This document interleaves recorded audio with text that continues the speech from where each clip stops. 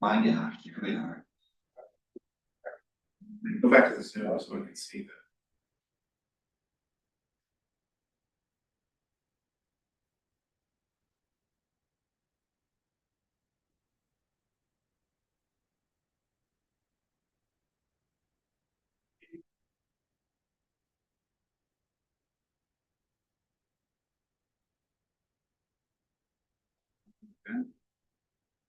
Yeah, it's better. You can see more.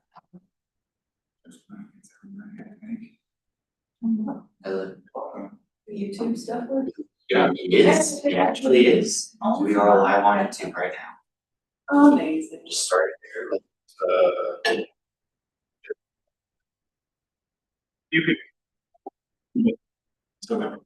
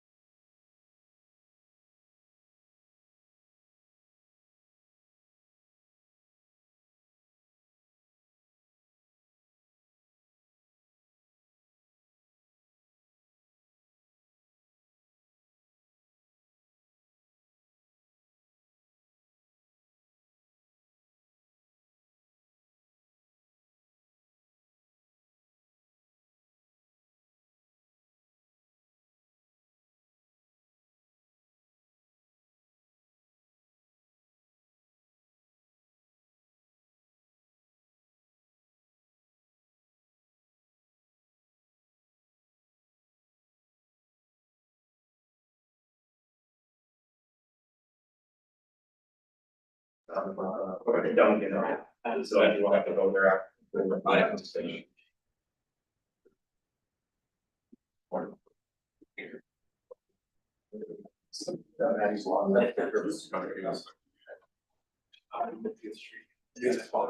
So they all.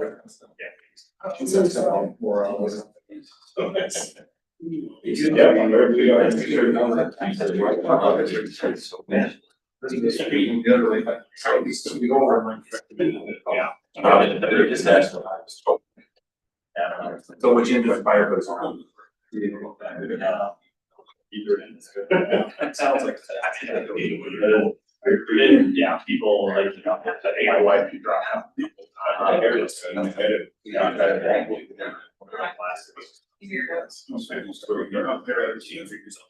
Time to show up. One that's moved on to. But they didn't do about me was telling her when she cried. She. Any comments? Oh, it is the same one.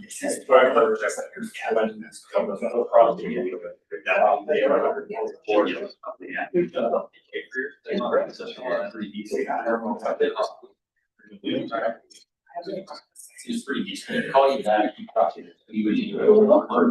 Yeah. Yeah. No, I didn't know. That's what there's almost. Well, there's ways. It's like, don't be the first, you'll be the one who's the individual. Some of your. Some.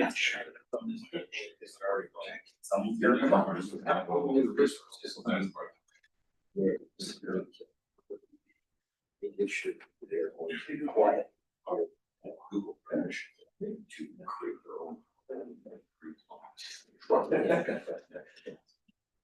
Truck it.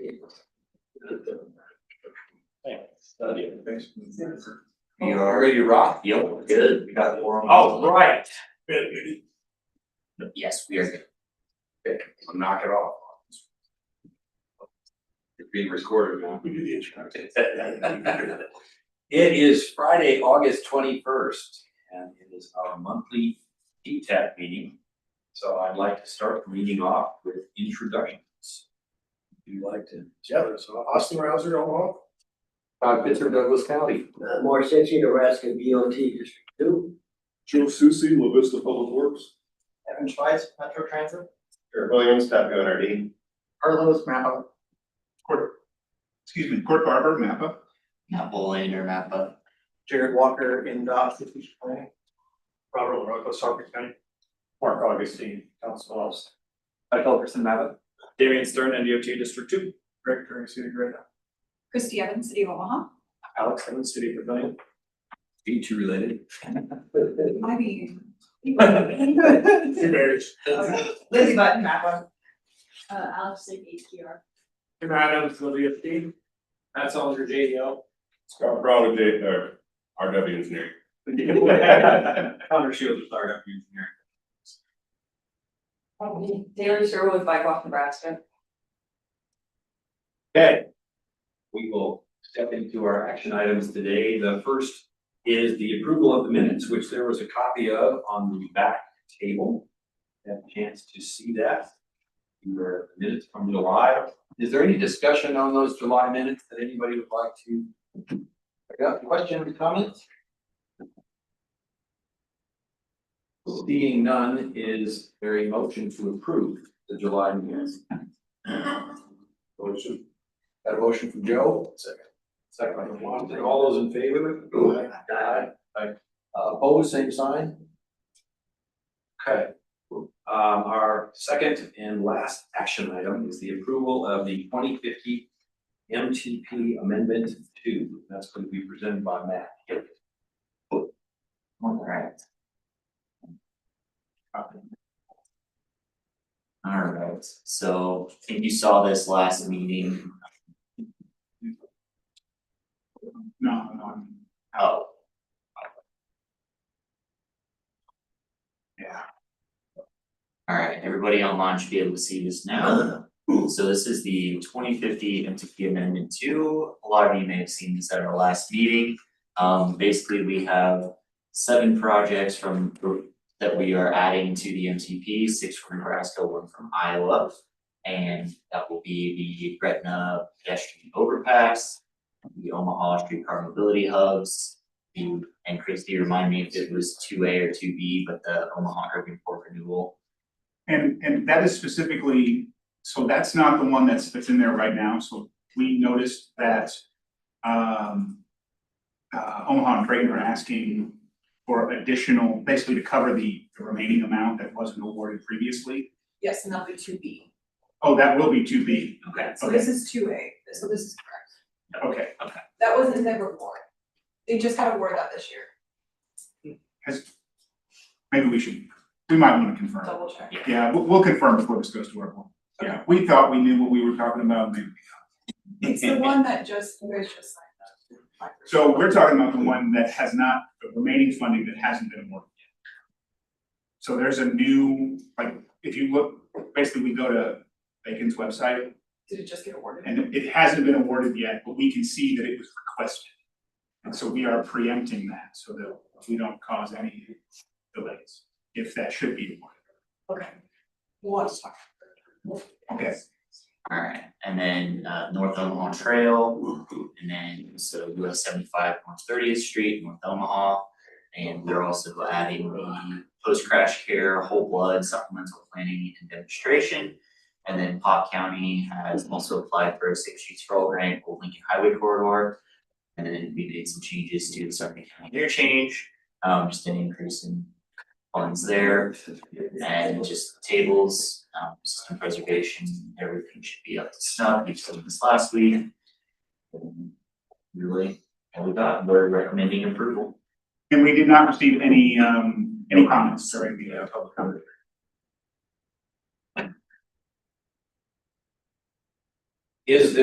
Are there any questions on this? Or that or the first? Not seeing any. Is there a motion to approve that? Morris, got a motion from Morris. There's a second. Second from Joe. All those in favor of approval for amendment 2 of MTP, say aye. Aye. Opposed, same sign. Okay. We're opening that back. We're gonna move into the discussion items. This is the point in the program. You know what, I did fail one thing. I'm gonna pause for a minute. We did not allow introductions for online participants. I omitted that. If there's any online participants, would you please introduce yourselves this time? Travis Hall, Iowa DOT. Jeff Subject, City of Omaha. Zach Andy. Hergenreiter, Sarpy County. Andy Wicks, Pot County. Dan Carpenter, Benish.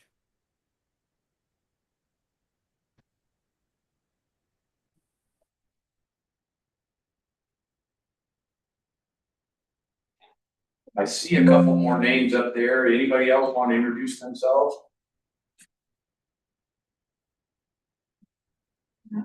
Okay, we have a couple of incognito guests, that's fine. This is the part of the program, we're gonna get into our discussion items, and this is an opportunity for public comment. If there's anyone online or in the room from the public, this is your opportunity to speak or bring up an issue if you have one. Hearing and seeing none, discussion item number 2 is the Metro Transit Quick Build projects with PROAG impacts. Mr. Schweitz. Thank you. All right. Yeah, so my name is Evan Schweitz. I'm Senior Manager of Planning and Scheduling at Metro, and wanted to just provide an update to this group. Is there a way you could go to like present? Yes. I don't actually know. You can just go full screen.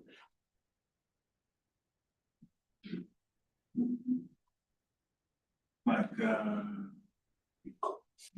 think down in the right over there, we've got a document. Yeah, that's. Quick flash. Full screen. Here we go. Perfect. You can go to the next slide. So Metro Next is our strategic plan that's adopted by our board and guides our agency from now until 2030. And so there were 5 goals that led that plan, and they're listed here. I won't read them all out, but the one that we're kind of focusing on in today's conversation is providing that excellent travel experience, which is not necessarily about where the buses go or how often, but what it feels like to be a rider. And that especially applies to the built environment, how people get to the bus stop, what it feels like to wait there. So a couple of years ago, we started a pretty long process partnering with MAPA to review and take inventory of all of our bus stops. So that's over 2,100 sites throughout the region. It took a lot of hours, 720 staff hours. 78% of that was reviewed by women, 30% by people of color.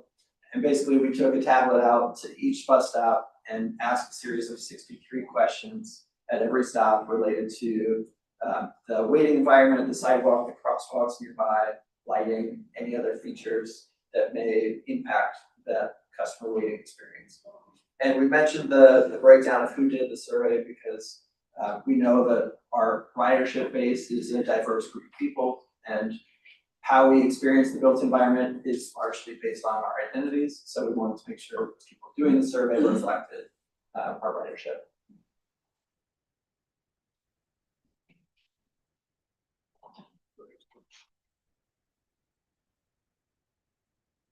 So after gathering all that information, we were able to do a pretty thorough screening process to kind of elevate the stops that were most in need of improvement. So this GIS-based map shows in shaded dots the stops that were flagged under multiple categories as being elevated for improvements. So you can see their span all throughout our system. We also overlaid it with the city's high entry network. And so you'll see that those areas that are part of Vision Zero, many of them also overlap areas where our bus stops are needing some upgrades. So just kind of reaffirms that we're kind of on the right track. I know the NDOT work has also identified safety issues that prevail at bus stops, especially. So all of this kind of reinforces the needs that we're seeing out there. So some of the key findings, first of all, we looked at lighting. And so about half of our stops are in the dark, which is not great for a rider. 5%, whether they're at a transit center or a station or a bus shelter with lighting, is lighting provided by Metro. And then 49% is lighting provided by just the nearest street pole if there's a light within 10 feet. So going forward, as we place our stops, as stops are relocated, as OPPD replaces light poles, all that, we're trying to coordinate to get lighting closer to the stops, just to provide that safety and visibility at night. Another thing that we looked at was our transfer stops. So that's any location where routes overlap, where we're more likely to have riders getting off one route and connecting with the other. So there's about 200 of those stops throughout our system, and only half of them have seating available. About 8% of them have a shelter. About 20% have shade from a tree or a trash bin. So lots of areas for potential improvement to amenities at those locations, which are a little bit higher than mile. We also did a screening to look at bike amenities and multimodal connections. So looking at any type of bicycle facility, either in the roadway or a separated trail. If it's within a quarter mile, it's shown up as a purple dot on this map. And then the gold colored stops are those that are directly on a bike lane. So those are all areas where we have opportunity for better connectivity to the bike network. Then we also looked at sidewalk conditions. So this was whether the sidewalk near the stop was heaving or sagging, and we categorized that as either major or minor issues. So the yellow and the orange show the level of severity, and then that larger blue circle indicates places where the sidewalk was found to be cracked or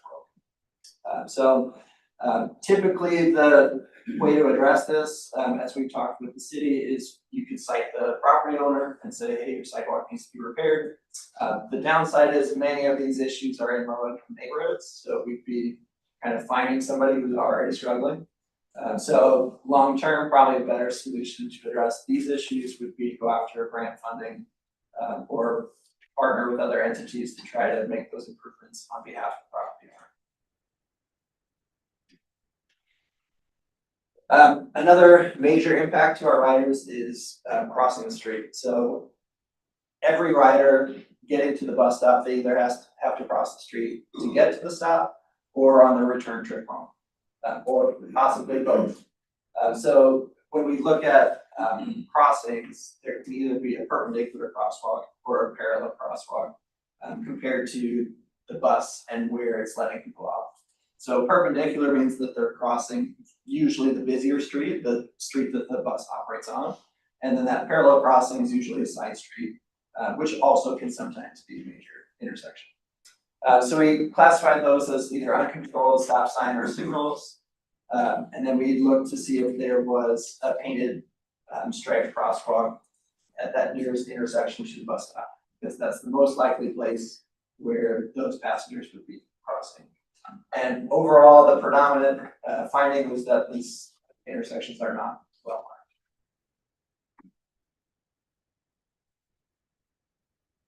marked. So then we also looked at other types of mobility barriers. So whether there's curb ramps, whether there's any sort of protection, or even if there's barriers that might block a wheelchair from being able to use the path of travel.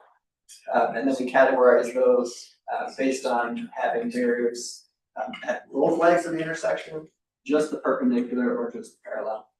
So these dots illustrate that these issues are predominant in the region, and those are all things that the more we can address that, the better the passenger experience will be.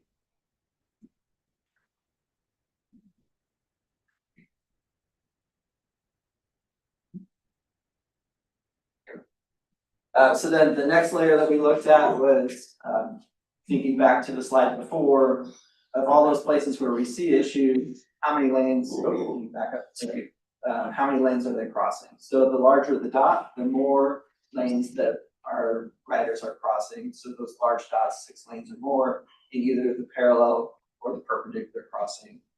Those are the ones where we would want to prioritize. You know, if it's an unprotected crossing of 3 lanes, that's a different story than an unprotected crossing of 6. The other thing that we looked at was the direction of the 88 ramps at the stop. So this image shows 72nd and Dodge. Good thing is all of the corners of the intersection have those upgraded truncated domes. The downside is they don't properly align with where a pedestrian should be crossing. So we found that 54% of those ramps are pointing towards the middle of the intersection. Although 80% of them do have the tactile strip. And so if you want to go to the next slide, the reason that's important,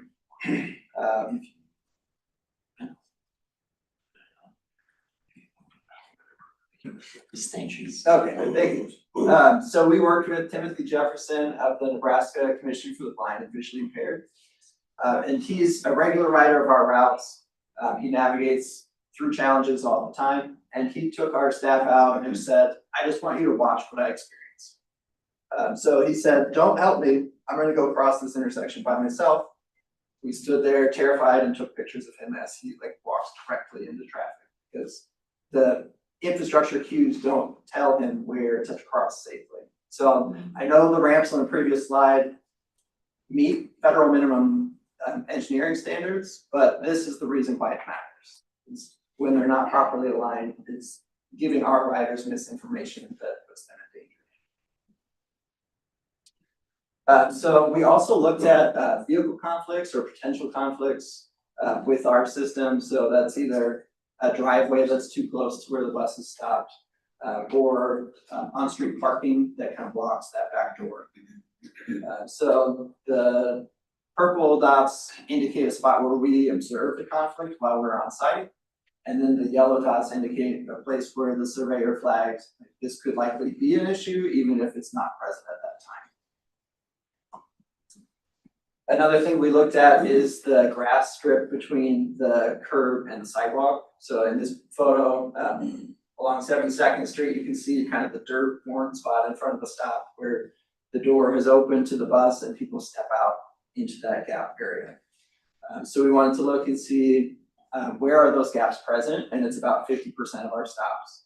And then how wide is that strip of grass? And most of them are 3 feet or wider, which means the ADA ramp is folding down into a grass area, which creates a trip hazard for anyone in a wheelchair.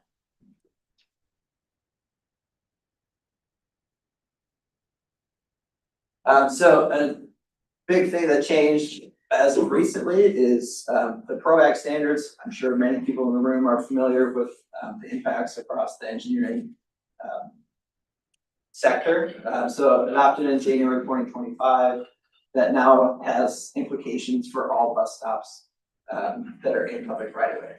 So existing stops are grandfathered in until there's any changes to the environment around it, and then they're expected to fully comply with the PROAC standards. So they specifically call out accessible vehicle entries and exits. So in this photo, I'm just illustrating the front door is considered the accessible entry and exit because that's where the ramp pulls out for a rider. The rear door is not considered from a federal standpoint the accessible entry or exit. So any of the federally required PROAC guidance is only applicable to that front door access. But our local policy is we always ask our riders to board in front and exit at the back. So this photo shows if you exit at the back, you're going to step right into landscaping, which is not great. So ideally, we would want both of them to be accessible, but at a minimum, we want that front door to be up to standard. Yeah, in this picture, if you stop the bus 3 feet forward of where it stopped, you'd have 2 accessible exits. True. Yeah, and that is kind of a training factor that we can work on with our drivers. Typically, they open the door right in front of where the sign is posted. But they have, within our policy, we say you can stop within 20 feet forward or back from the physical sign. So they could have used different judgment and clean that up. Good note, or good observation.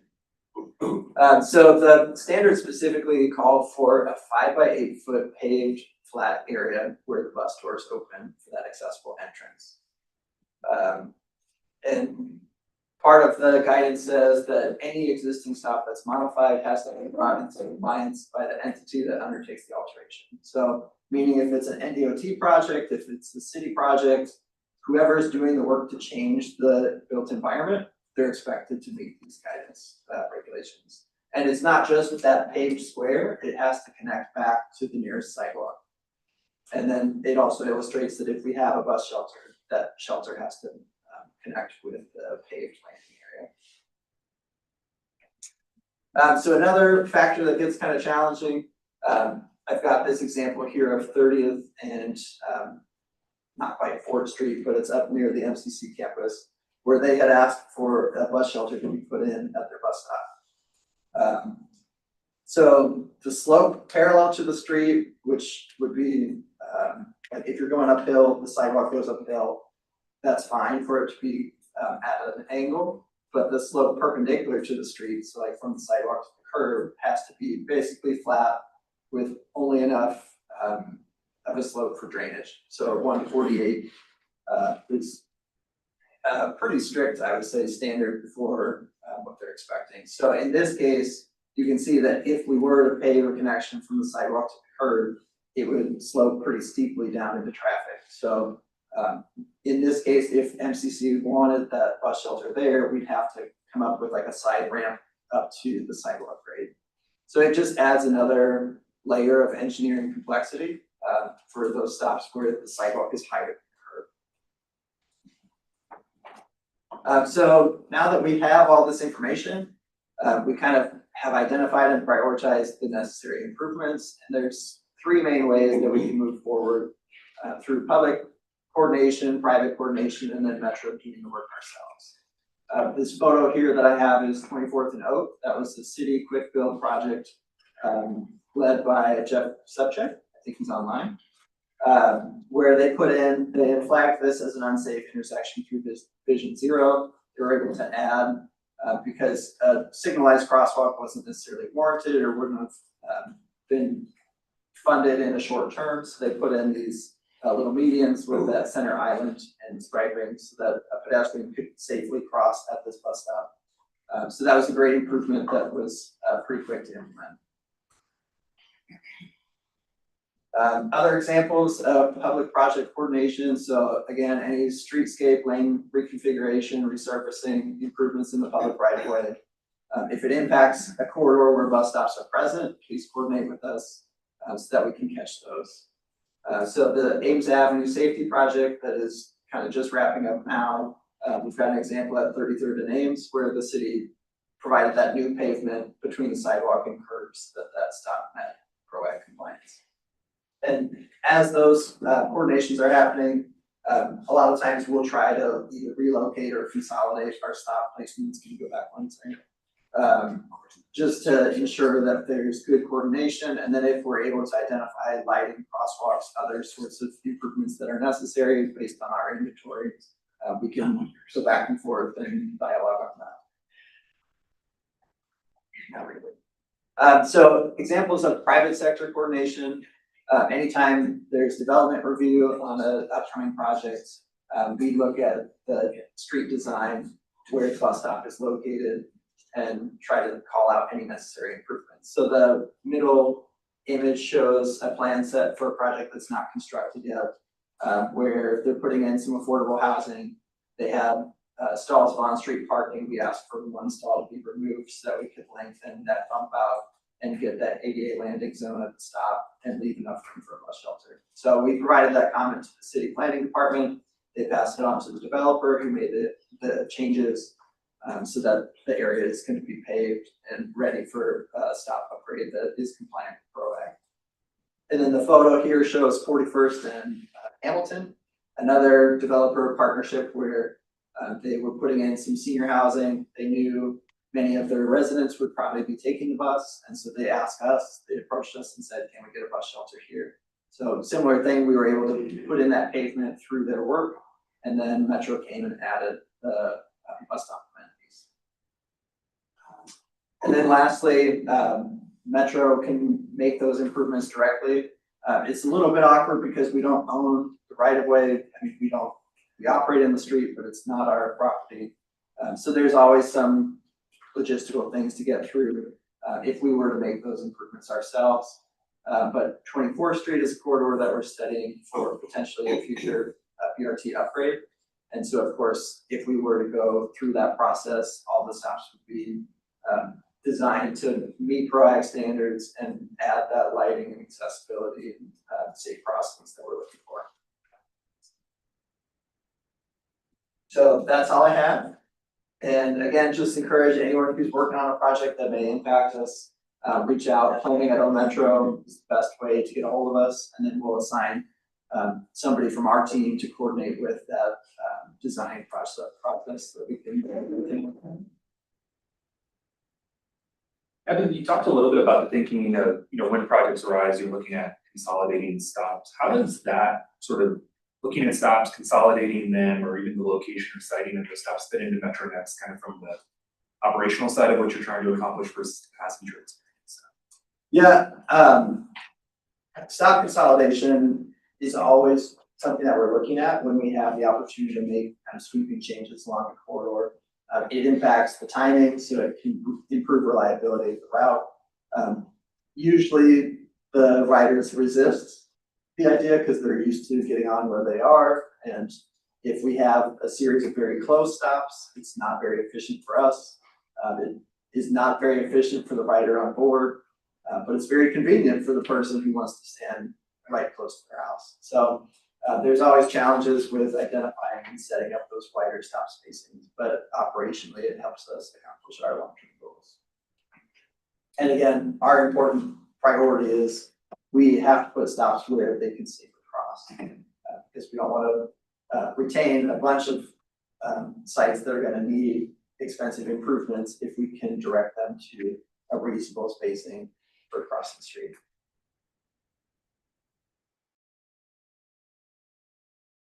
I want to preface this question with a statement.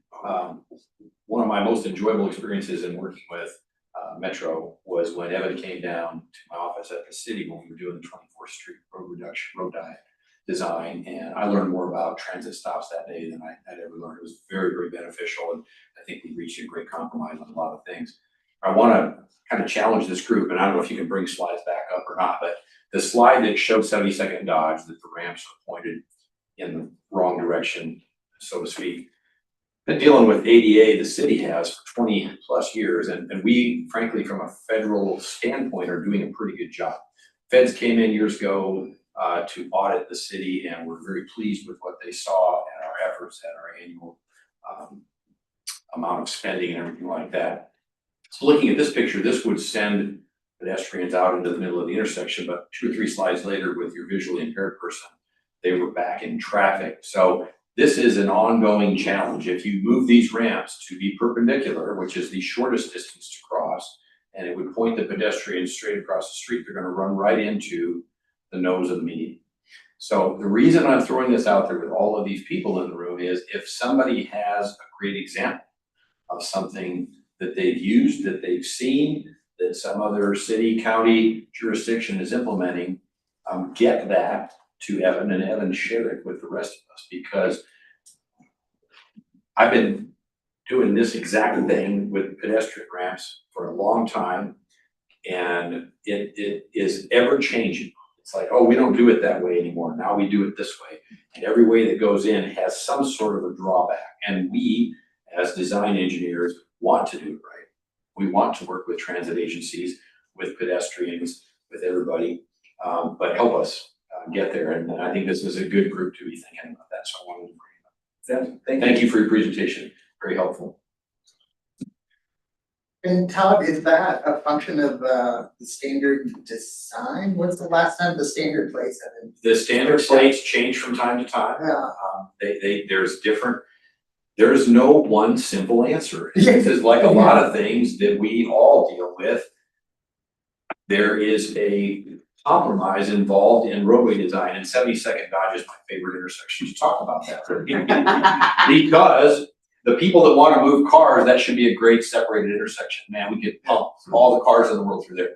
But pedestrians, bus riders, bicycles hate grade separated intersections. The speeds are high, the volumes are high. There's all kinds of things. If this was just to work for transit, it would be a nice, small 4-lane at the most intersection, but it carries the second highest volumes in the city. And so it's a compromise. And so the ramps that Evan showed, I can sit here and explain to you why they're angled, because they have to clear the median noses and the stop bars. Now we can pull those things back and pull the ramps back, but then you compromise the efficiency of the intersection, and you compromise the safety of the intersection because of sight distance triangle and all that. So the reason I'm bringing this up, there's no better group in the city to hear this little commentary than the people in this room. It is a compromise, but that doesn't mean that it's the very best it can be. So if somebody knows of something or has an idea that hasn't been tried yet that can make this better, please, this is the group to bring it up with and talk about it. And that's why I wanted to point it out. I totally get what Evan is showing on the screen, but as somebody who designs these intersections from time to time or hires people who do, I also look at that picture and say that is a compliant intersection. We're meeting the standard with that. So it is challenging. You didn't even mention curb rating. You know, I mean, like I did not. And there's a lot of constraints. That's a great point, Mike. And curb radii, that's a whole other discussion. Yeah. Well, and I think too, and just like, thinking about this from, Metro's perspective, and obviously just the agencies, I know the city of Omaha has been hitting this with some of the pilot projects and Eames Avenue and things like that. I'm just wondering, from like a DOT's perspective and just the partnership with locals on projects that are occurring, a lot of Metro's routes are on state highways. So we go in and we do projects, would those ADA improvements be considered appurtenances to the roadway? Or, because I know you have a broader commitment with the what do we call it, the pedestrian and intersection plan? Pedestrian and bicycle infrastructure plan. Thank you. Policy. I knew it was there, policy. I had to find the right euphemism. So the commitment of bringing things up to ADA standards, how does that cost sharing impact this? Because I know sidewalks and other things are often considered appurtenances and not part of the traveled way, but is there a sense of how this compliance, this kind of new piece of that's going to fit into all this work? I don't know, Damien, if you have a thought on that, or if that's more design. It would probably be more of a design question, but whereas in the past, we probably would have made that more of a city appurtenance. I think that probably would be brought back into the conversation for any future projects. Yeah, and I just think, and just thinking about, we're entering MTIS, there's a lot of system preservation projects, there's a lot of capacity projects built into that. We're gonna have a lot of reps in this, so hopefully there's opportunities just to go through this decision making process. There we go. And this opens it up for good communication. We want to do the best we can. Yeah, thank you. Is there any other questions on this item before we move on to the next one? Hearing none, we are on to item 3, which is the transportation reauthorization update from the MAP staff. I don't think we have slides for this. Didn't think so. So just another update here. It's been a couple of months, but obviously the IIJA, kind of our current infrastructure bill, we're in the 5th year of the 5-year bill. Congress is working on the update to that. The Senate has worked to pass a continuing resolution through December for those programs. The House has passed out of committee a bill called Build America 250, and the Senate is getting to work on whatever their bill comes out. Then there'll be the grand negotiation between the two sides of things. Build America 250, I think, looks, if you look at the House's approach to this, it looks, I think, pretty well suited for, kind of local governments. It's a continuation of most of the programs that we deal with here, STBG, TAP, CMAC, and others. It would make Safe Streets for All permanent and kind of another kind of complement to each set in terms of kind of having more resources to apply to safety. And then in general, just more dollars to those formula programs, which obviously trickle down to the population side. The relevant thing on the Senate side is we actually have 2 senators in Nebraska that are on the relevant committees. Senator Ricketts is on Environment and Public Works, which oversees the highway portion of the infrastructure bill from the Senate's perspective, and Senator Fisher is on Commerce, which oversees transit and a number of other things on the Commerce committee. And so it's a good time, and just make voices heard. Todd, Austin, some Sarpy County folks were on a call recently with a national set of organizations and Senator Ricketts' staff, just about transportation reauthorization, making sure that their staff that's working with the committees kind of understands what's happening in Nebraska. It was a really good conversation. So thank you to those folks that participated, because it was a good opportunity just to share kind of local perspectives on what these dollars mean, what kind of the local sort of perspective is on these things. And I think from MAPA's perspective, just, the partnership that we have with NDOT and Iowa DOT to really kind of try to get more bites at the apple, secure more federal funding, how do we compete, and really, to NDOT's credit, how do we set ourselves up to be able to compete both with MAPA assumption, things like the Build America Bureau, the Infrastructure Accelerator, all of those kind of pieces of the puzzle that on their own don't fix the problems, but it's that commitment to kind of continuous improvement that I think is going to give us more opportunities down the road. So I don't know, Todd and Austin, you were both on that call. I thought it went really well. I just appreciate being invited, and it was a nice perspective just to get the local jurisdictions together so that the senator's office could understand what some of our goals, concerns, and are. And I hope it played out well that we're working as a community. Certainly tried to do my part in expressing that, and that came from the Sarpy folks as well. And we had another meeting shortly after that with Sarpy County, the same day actually, on Harrison Street. That's a great example of all the different jurisdictions coming together and saying, yep, we're all in, let's get this done, we need it. So thanks for putting it together, or whoever put it together. Thanks for inviting us. Yeah, other people put it together. I just Mike, one thing to add to your Safe Streets comment, the House bill would actually shift more of the Safe Streets funding towards the implementation side, now that so many communities have been able to put those plans in place. And MAPA, with its comprehensive safety action plan, has positioned all of its communities to take advantage of that if that program does carry forward, which I would say there's a lot of momentum even on the Senate side to do that. One other thing is whether it's called Tiger Build, Raise, Build, Stag, whatever they're gonna call it. The House side is pushing more of that funding towards the local side as well. So again, there will be horse trading with the Senate as they develop theirs, but some very good things on the local side for the House bill. And like just in general, it's more kind of focused towards building additional infrastructure with regards to big projects like bridges. This A lot of this bridge. Which we saw in IIJA, it was, I think, the increase in funding in IIJA took a while for people to accelerate and to catch up, so we're trying not to have to wait for some of that. That's really the idea behind trips, and at its core is to make sure that you kind of know, what's maybe on the cutting room floor, what's on the back burner, but that if there are more resources, how do we kind of work with all of you to prioritize? Make sure that we're ready to go. One thing, one thing that came out of the Lincoln Tech Committee meeting that I didn't know about before. They mentioned there is some language either in the House bill or some rumors they've heard on the Senate side about increased weight limits on highways and bridges. And the corresponding concern that if the funding isn't made available, continue to be made available to both the state and local side to address bridges that are already struggling to support restrictions, that those are raised even higher, that just creates its own set of problems.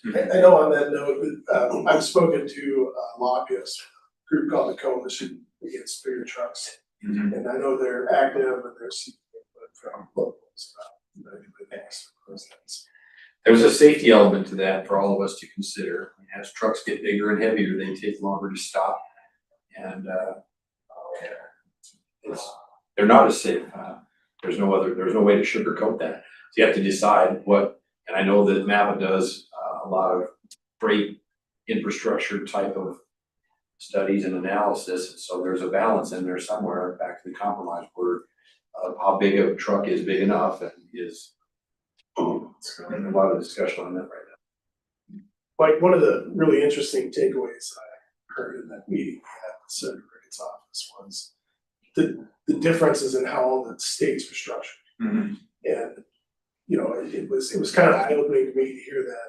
I think it was West Virginia was an example where only one bridge in the entire state is locally owned. So the challenge from a federal standpoint, how do we structure this funding? I know in Nebraska, we talk about, how much money does the state get, how much municipalities get.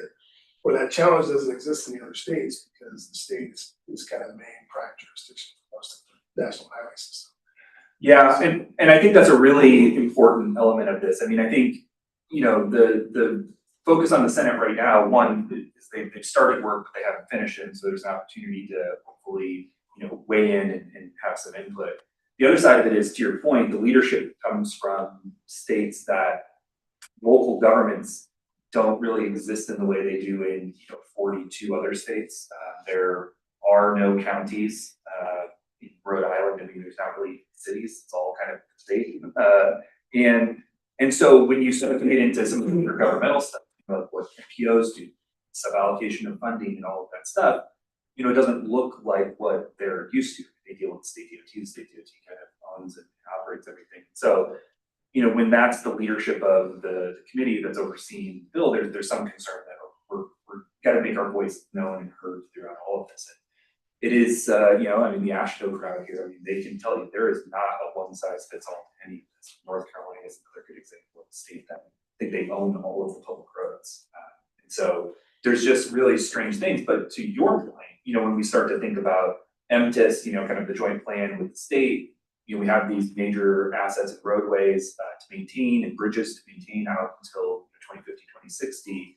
And we're on the MAP side, we're measuring performance of the NHS, especially, kind of the non-primary system NHS.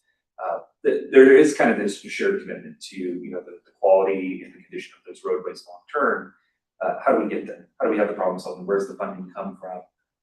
I think those are all really important questions just in general. We talk a lot about them here, but I think for reauthorization, maybe there's things that can be tweaked to make that more meaningful, to make that coordination more straightforward and similar to the appurtenances conversation about the transit stops, like where, sure, it's going to cost more, it's really important, it's a compliance piece, but where does the money actually come from? how do we get there? So all that stuff's really relevant. If you have thoughts, questions, comments about reauthorization, reach out. The group that posted that was the Local Official Transportation, which is kind of a combination of 4 or 5 national organizations. So it's the Association of Metropolitan Planning Organizations, which is kind of some MAPAs of the world, National Association for Regional Councils, other MAPAs of the world. But then it's the League of Cities and the Association of Counties, that's the federal level. So really having one set of priorities that kind of governs everything related to local government. It's been really powerful, but if you're interested in kind of what those recommendations look like, I need to send. Any questions on that topic?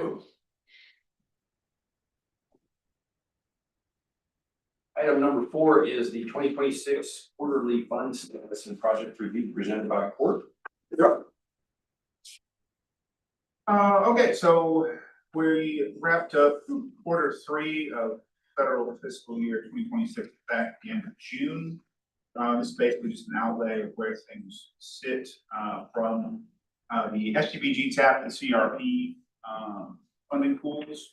So we're carrying a balance of about 17 million STBG in Iowa, 39.5 million in Nebraska. So this will be relevant for the couple projects that we are planning on opening in October, probably at the end of October. There'll be a town meeting at the end of September, and then we'll bring this back to TTAC, basically with hopefully a year-end kind of review, based on whatever is being obligated during this current quarter, July through September. And then TAP, we've got about $2.1 million in Iowa, 7.8 in Nebraska. In the whole of the program, that number is actually considerably smaller. But for this year, we are carrying a fairly significant balance into FY27. And then carbon reduction program, we've got about 810,000 sitting in the Iowa pool, and it was at 4.3. It's a little dark. I might lighten that up for the next time we do this. Was it 4.6? Yeah, 4.6 million on the Nebraska side, and that, similar to the TAP funds, that will dip significantly as projects go into construction next year. And as I brought up before, those carbon reduction program funds, as we kind of talk about reauthorization, those are likely to go away, at least right now. It looks like they would, although we still need to see what will happen with a continuing resolution, whether those will be there's some discussion of whether those will be continued in a continuing resolution, or if those could even get cut from a CR, let alone a brand new bill. If that should happen, we'll have to have conversations about some things that are right on the edge moving into construction next year. But looking at the new bill, at least what was proposed, it seems like those funds would end up rolling into STBG, so we'd see a significant boost, basically roughly the amount of CRP's annual allocation into STBG. So we probably have the discussion of, well, if that funding is moving into STBG, we should probably go ahead and keep these projects on the rails, but we will have that conversation when it comes up. Questions about balances right now?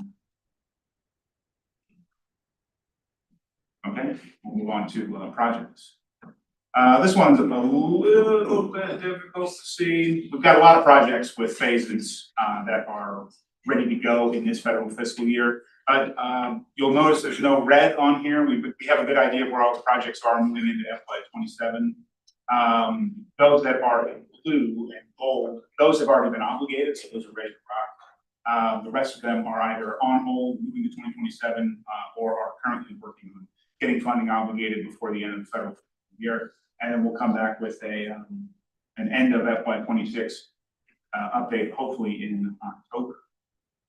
So effectively, I don't need anything from anybody on any of these projects, and we have a pretty good idea of where everything is. So, I don't know, does anybody have any questions or shocking updates for me about any of the projects?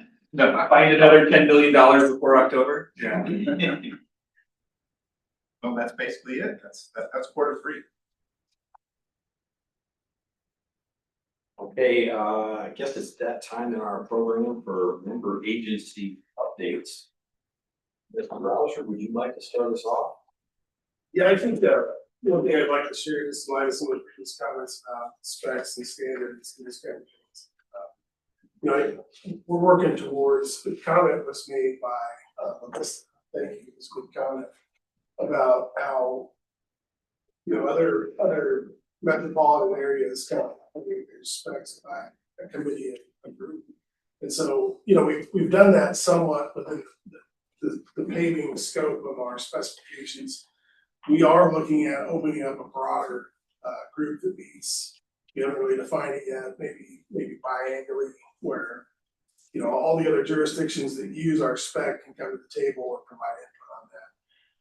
That's more of a formalized group, I shouldn't say formalized, it's really informal, but we do want municipalities using our specs and our plates to provide feedback for ways that we can improve them. And, you know, even outside of those meetings, if there is any comment or concern or change that you would like us to look at in any of our standards, our website that houses those specs, we take comments continuously. So there's always an opportunity for anybody that wants to provide feedback on Omaha standards. Please feel free to get in there and provide your comments. We want to hear them. We want to evaluate improvements that are proposed for our specifications. So I just wanted to get that out there and let you know that we're willing to listen and looking for ways to improve the conduit for feedback from everyone who uses those standards.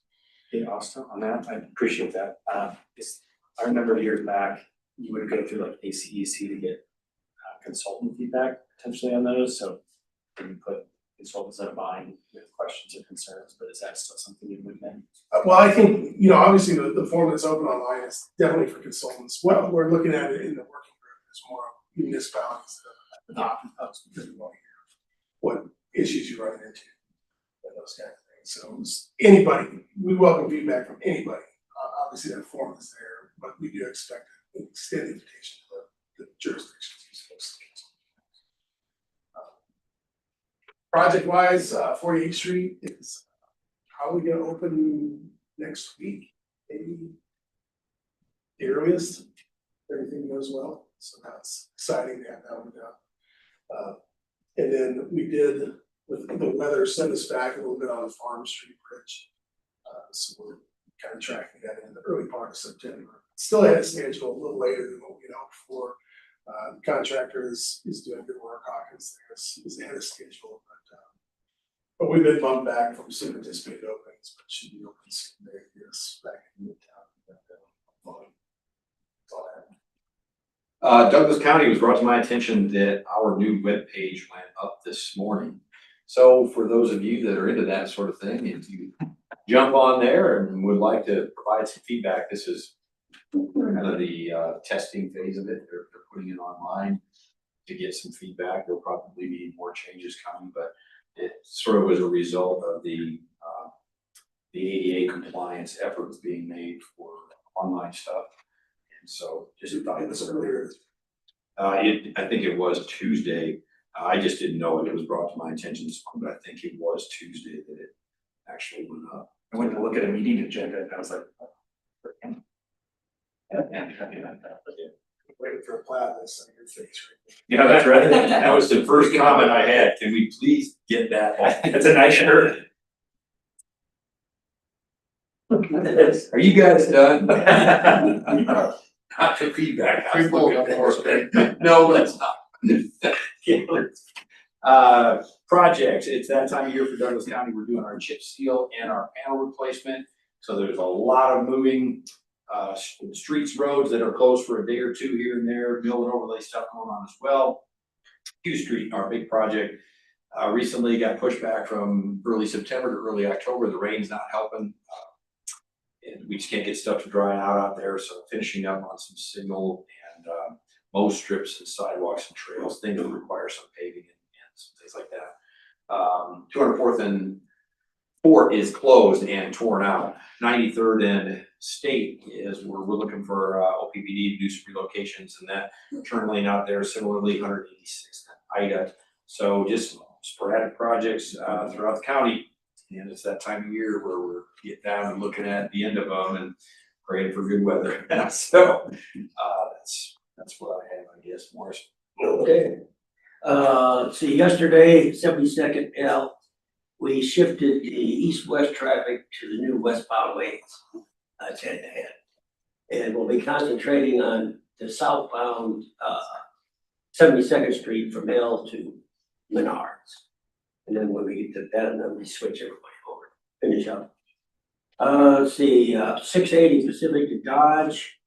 I think all the pavement west of the creek or north of the creek is done, northbound.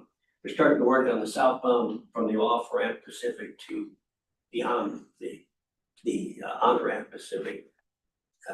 I think they paved a piece of that yesterday underneath underneath Pacific Street. I cuss you almost every day for that. But the rain is just kind of slowed them up a little bit, not a whole lot. Let's see, and then, let's see, what, 680 Pacific Drive's okay. Highway 50 from Nebraska 1 to Louisville, that's underway. They poured that, half of that bridge deck over the tracks. And they got the first lift down for the whole project on the Millen overlay, so they'll be finishing that up. 275 the West Drive, the roundabout. I think most of the paving is done. They're filling in chunks of paving that they have to go around that. Do you have an opening date on that? It's this year. That makes me feel better. We're not gonna go through the winter. Okay. We'll leave it at that. It was This hopefully, we're doing the lighting now, so we're getting close. This year. Yeah. Well, we approached it from the standpoint that if we close it, we could get it done quicker. I understand. Yeah, I can't even drive through there. There's so many little chunks missing. And it goes in and out, you know, they go. Okay, 80 from Nebraska 50 to 50th Street, that's underway. They're paving, they're pavement repairs. It's all line work. Another one was 80 from the Platte River to Millard East. That was a concrete sealer job. I think that's the last thing we have to do is permit striping. Highway 36 from 133 to 132nd, we just poured about half of the bridge deck. Everything east of the bridge down to 133 is paving is in. And then west of the bridge is gonna be an overlay. Right now, they're concentrating on some of the stuff past 100, what, the 28th, top of the hill there. We're doing some work down in the low area there, inlets and the flumes. Let's see, the noise wall, I-80, that's coming along on the west side of the road. I think they got about 9 columns installed. They're working their way east. 75, Bellevue Bridges. Okay, right now, we've got both sides down to 1 lane. Now we're working on the northbound bridges. Southbound bridges we've been working on since we started. And that's pavement, deck repair, approach replacement in some spots. And now we started on the northbound. So it's down to 1 lane both directions. And let's see, and then we got another one, 80 from 72nd to 84th westbound. We're getting pretty close there. We're putting in expansion joints at the bridge, the off-ramp bridge. Let's see what else we got here. Highway 50 Springfield to Louisville. We're doing box repairs and pipe, and we're doing some cured in place pipe layer operations. One other thing left is that 275 high mast towers. We have towers going in at West Center Road, Meade Street Valley, Highway 64 interchange, Highway 36 interchange. Right now, pretty much all, and the Highway 77 way station. All the bases are in, so now they'll be raising the towers. And starting Monday, Highway 75 Nashville, we're gonna start that box culvert repair. That will have 75 down to 1 lane controlled by a traffic signal. That starts well day. That's all. Worse. Follow that, Joe. Yes, a little shorter list, just a couple items. So 84th Street project, the trail segment from Harris to Giles on the west side is complete. The southbound bridge segment is actually complete. We've been waiting 4 days to flip traffic on that, trying to get the striping company in town. They were on site this morning when I drove by, so hopefully on the way home, there's actually paint down and then it switched over. It switched over today sometime. Then starting on Monday, 98th and Giles, we've got some road work needs to go in there, some medium work and some pork chops on those incoming roadways there. So we have some lane restrictions for about 4 weeks at that location. And that is it. Evan, do you have anything for the group? No updates for me? For the last couple of years, I want to say thanks to all the partners who have developed plans, active transportation plans, and similar types of things. So La Vista Active Mobility Plan, Omaha's Active Mobility Plan and Parks Plan update, Douglas County, Bellevue, and Bennington all doing plan updates right now. And I mention that because that has led directly to easier delivery of conceptual study and projects. So the Sorenson Forest Lawn Corridor, the historic Florence and Mill Creek Corridor, the West Maple, 216th and Harbor View, active transportation connectivity all over there. All of that comes directly out of the planning work that the jurisdictions are doing. And so I appreciate everybody being proactive and identifying what corridors do we want for our active transportation connectivity, and then helping to translate that from a plan to projects that actually get moved forward. With all of that, the NRD has contracted an update to the Paths to Discovery map. So we're moving from a graphical map to a GIS-based map. So we're going to ask all of the jurisdictions, if you have any updates that you would like to see in that map, to be printed for the spring of 27 and distribution beginning when people want to come back out to the trail network starting in 27. So WSP is contracted for that GIS update to the trail map. There'll probably be a new name, new layout. We'll ask everybody if you have anything you'd like to see in the map, please let us know. So they'll be getting in touch in the near future. And all of this goes to the Heartland 2050 Natural Resources Objective 6.1, the regionally connected network of greenways and trails. So I think since that objective was set, was it 10 years ago now? I think that all of the planning efforts and all the projects have been effective at getting to the connected network. And so thanks everybody for all of the collaboration on projects that we've led and glad to work with you on a project that you've led to get toward those outcomes.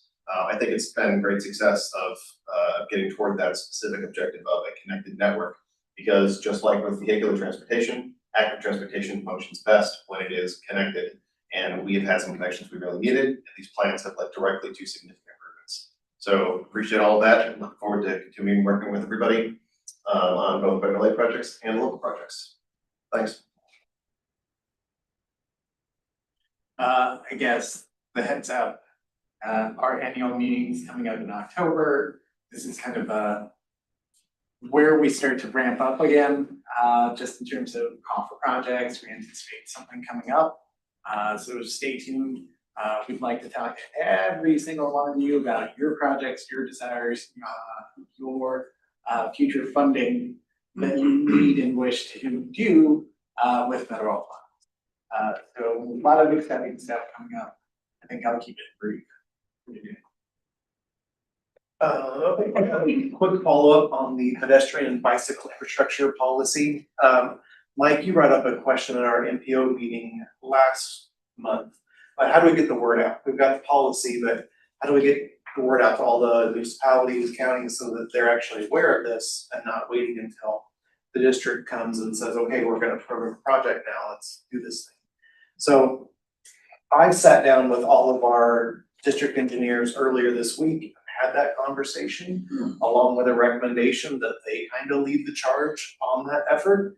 Fortunately for me, they agreed. So that is the next phase of our policies. The districts will be using all of their relationships and interactions. So any interaction they already have with city staff, county staff, highway commission, NACO, League of Municipalities, all these different interactions that are already occurring. They'll be incorporating discussion of this new pedestrian bike infrastructure policy in those conversations. And then once we establish a little bit more of that, and Damien, I think this is kind of on the heels of some of the questions of how do we control the messaging so that it doesn't just run like wildfire. Then once we know a better idea of how the districts have established that communication, then some of the rest of us support staff, if you will, through social media or my interactions with folks, local assistance interaction with folks, and can kind of follow that communication so that it doesn't get away from the districts. So the districts will be the front of that actual project communication. And then one other thing, at the Regional Infrastructure Accelerator, DOT is hosting a press event on September 4th here in Omaha. A lot of state and local elected officials will be there, as well as Fed Highway Director McMaster and the Build America Bureau. So I believe that's on the morning of September 4th. Mike, you may have some details on that. I think that's all I've got for today. County no updates. Council Bluffs, no updates. I'll just make one additional update. You know, with the UP Norfolk Southern merger, they just announced kind of a review period on the environmental review, kind of the federal process through the Surface Transportation Board, and very comprehensive map of kind of all the impacts that they're anticipating across those systems and things that they want public comments on. Council Bluffs, I'll just note that that includes some potential expansions to the rail yard, kind of Avenue G over by 16th. So there's a deadline of September 4th to provide a letter of intent to provide comment. Let that sink in for a minute. So no kind of formal commitment right now about like having all that input ready, but I know that in Council Bluffs, there's a few different things that are identified as intermodal ideas there. And then I think in Cass County, there's some impacts just kind of that meet a threshold for anticipated rail traffic, just routing things like that. So we can share that out, just the kind of the link to that map and that stuff after TTAC, just in case you want to review it for yourself. There are impacts that you want to look at, or if you just want to weigh in and comment on the merger more generally, just from your municipality's perspective, you're able to do that as well. You have to have designate your intent comment by September 4th.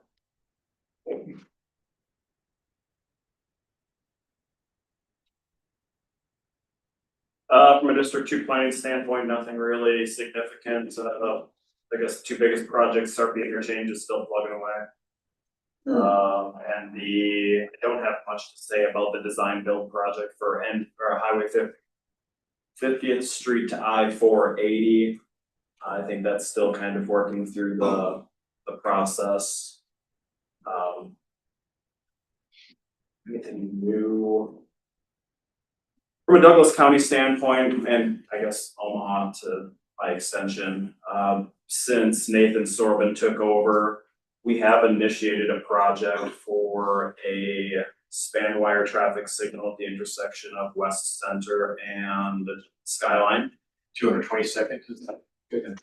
So we do have a new project in the works. The expectation is that we will get that done before the end of this year, but we need to review what the utility impacts are. There's a lot of overhead and underground utilities that we need to be mindful of, and I don't know what level of effort needs to go into relocating that or designing around it.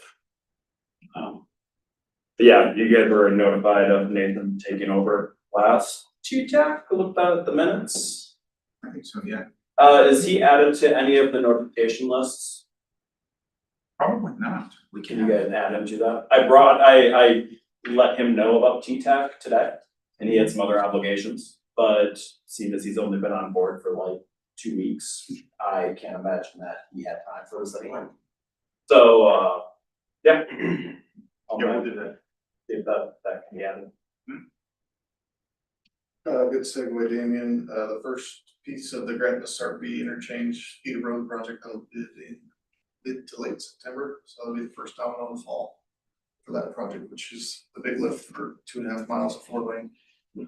Shram Road, 186 to 189th, if you're headed to Dallas for the first opening weekend, avoid that, it won't be open yet, so phone is already blown up on that one, so take 180th. That's really about it. No updates. Thanks. Anything from the? Yeah, actually, so I got a slide there, just kind of updating folks on the E-Moto policy planning work that we've been undertaking with the Pack Missouri NRT and Bike Walk Nebraska. So that went through kind of an expedited 50/50 grant process to get funding in place to start that work, and we kind of hit the ground running around sort of July, or mid-July, I think, somewhere around there. So just so that everybody's got a heads up, we've got ongoing meetings with city staff, law enforcement attorneys that are kind of already underway. I think we're meeting with like Ralston, La Vista, and Bellevue all on Tuesday. We did have a pretty productive meeting with the legal team at City of Omaha yesterday. It's kind of the tip of the iceberg, so expect to hear from us. We're going to be reaching out and scheduling meetings to kind of have these discussions about what you guys are seeing in your communities with relation to e-motos. What you would like to see as some kind of best practice ordinance language or other recommendations that we can provide. There's also going to be a second round of trail counts happening in September. Taylor, I don't know if you want to talk to those a little bit about kind of what happened earlier this year and what's going on next month on those. Yeah, so in May, we conducted trail counts to see what the actual problem is. If it was on trails, if they were on streets, just assessing the reality of the situation. And we put them at the automatic trail counters that the city of Omaha has, just so we can make sure that our manual counters were accurate, and they were by like 1 or 2 variants. But I think over the 4 days that we did counts, they only saw 3 e-motos, and it was mainly pedestrians, manual bicycles. So we're not seeing them on trails. Where are they? How can we inform policy in safe spaces so that they exist? We know where we see them, but so that we can map it out and have consistent language across jurisdictions, especially trails, but also make sure that access is still open for everybody, but everybody is safe on our roadways. So those trail counts should be happening like mid-September, late September. Usually happen on a Wednesday and a Saturday. But then we'll also be providing updates at the League of Nebraska Municipalities Conference on September 25th. And we'll also have a e-moto policy planning workshop at our summit on October 22nd.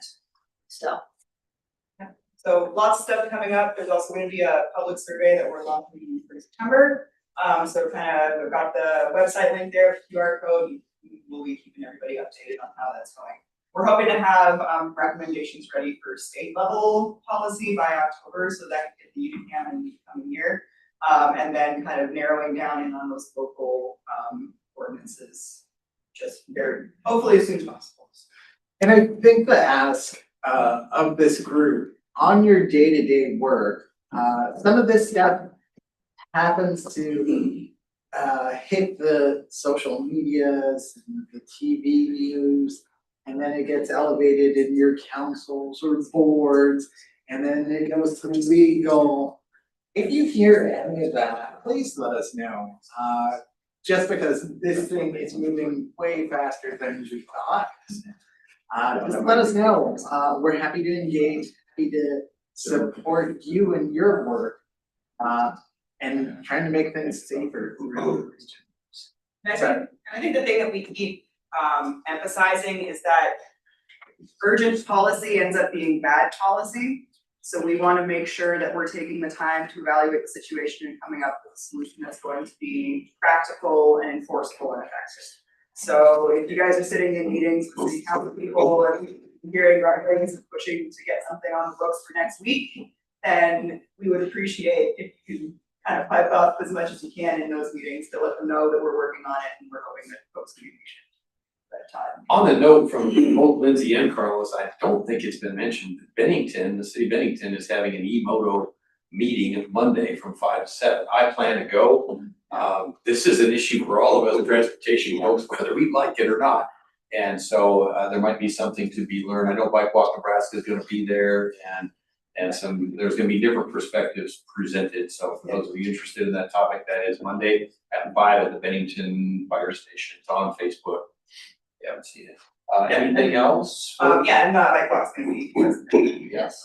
And if you need more information, we do have web pagers with that. If you want to pass them around to your city council or just hold on to it. I also have many business cards if you want to pass them out to people who are concerned or you just want to pass off that conversation so you don't have to have it. Is there any other member agency updates? This is time for additional business, and we do have just a minute, so I want to recognize bravery and courage. And Damien wearing that cool Hello Kitty. You haven't seen it, you make sure you don't leave the meeting without checking it out. It's my Friday shirt. Hey, buddy, I feel like I'm giving you. Don't give me hello. I'm calling. Oh, isn't that the way kitty is?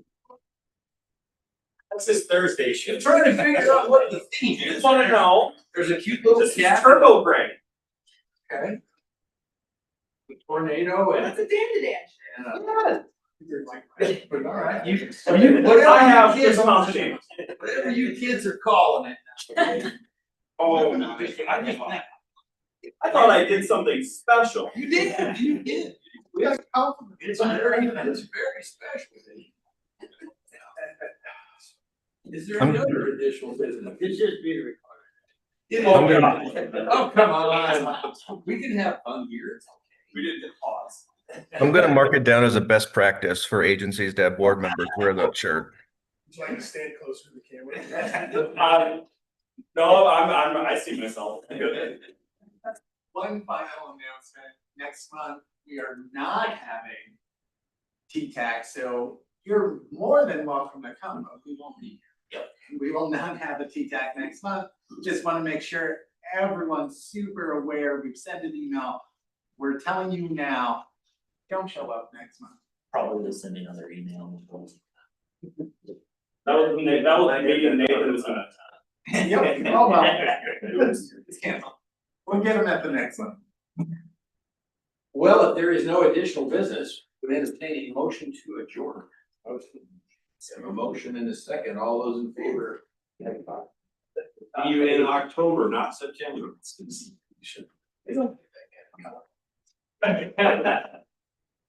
Just thought it was. I thought there was a legit